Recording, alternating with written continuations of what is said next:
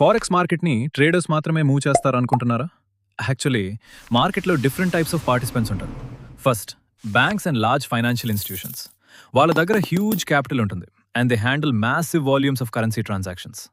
Next, retail traders. అంటే మనలాంటి individual traders. మనం డైరెక్ట్గా ఇంటర్ బ్యాంక్ మార్కెట్లో ట్రేడ్ చేయం. యూజువలీ బ్రోకర్స్ త్రూ ఫారెక్స్ మార్కెట్లో పార్టిసిపేట్ చేస్తాం. కానీ ఇక్కడ ఇంపార్టెంట్ పాయింట్ ఏంటి అంటే మన స్మాల్ ట్రేడ్స్ వల్ల మార్కెట్ని మూవ్ చేయడం almost impossible. Large institutions, banks, hedge funds and other major participants have a much bigger influence on market liquidity and price movements.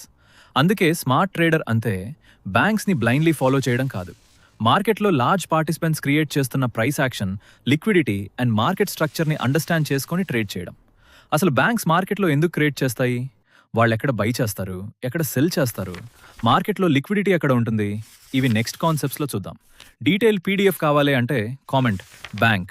PDF మన కమ్యూనిటీ ఛానల్లో ఉంటుంది, చెక్ చేయండి.